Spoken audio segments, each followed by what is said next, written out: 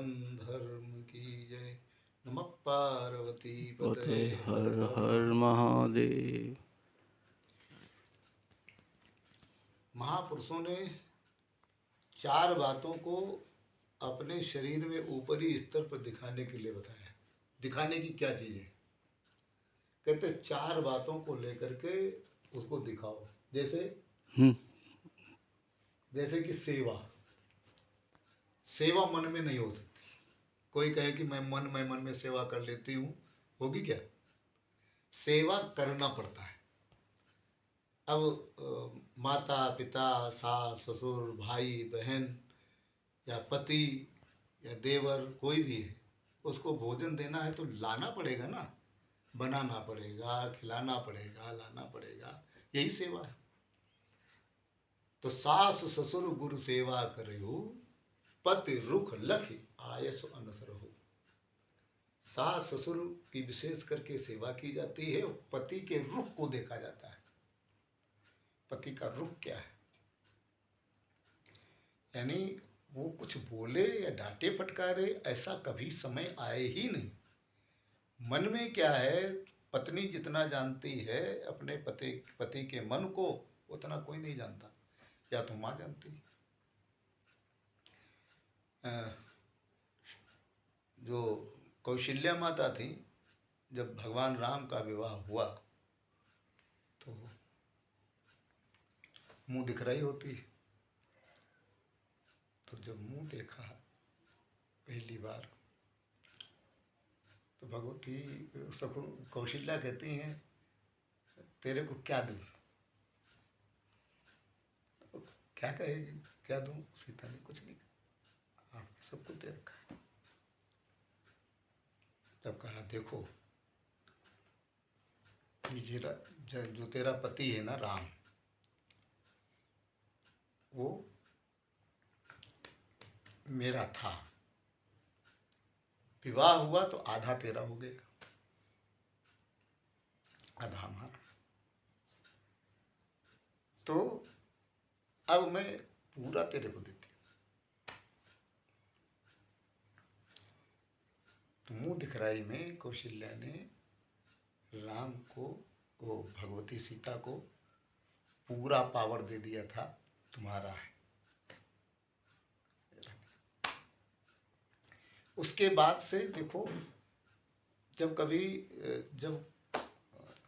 वनवास की बात आई, तब एक बार जरूर कहा, अगर पिता ने वन गमन की बात की है तो माँ का भी अधिकार बाकी है। माँ जब तक अधिकार नहीं देती, तब तक पुत्र का वनवास कैसे हो सकता है? तो मालूम हुआ कि कैकेयी ने कह दिया है, उनके भी सिग्नेचर है। तो कहा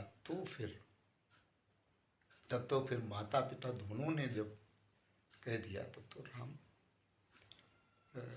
जहाँ तू रहेगा वही अयोध्या होगी। जो पितमात कहो बन जाना, तब कानन सत अवध समाना। सैकड़ों अयोध्याओं के समान वो हो जाएगा, ऐसा कहा। तो इस प्रकार से सेवा जब की जाती है, तो जिसकी आप सेवा करोगे तो उसका पुण्य आपको मिलेगा। सेवा का उल्टा करो क्या? वासे माने उससे। वासे सेवा वासे। वासे माने उससे। जिसकी आप सेवा करोगे उसका पुण्य आपके खाते में ट्रांसफर हो जाएगा। वो चाहे दे न दे।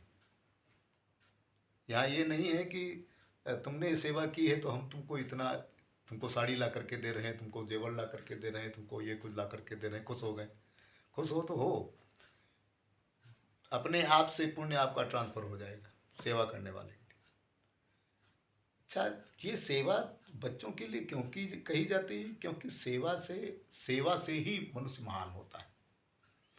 मेरा जब संन्यास हुआ तो कम उम्र में हो गया था। तो मैं बड़े गुरु जी को प्रणाम करने के लिए गया, अपने दादा गुरु को। तो दादा गुरु को प्रणाम किया। उन्होंने कहा कि बेटा संन्यास जल्दी हो गया। तो आपसे हाँ, जल्दी हो गया। तो तो हमने कहा, थोड़ी देर बैठे रहे, फिर हमने कहा स्वामी जी जल्दी और या बात देर में होने से मंतव्य क्या है आपका?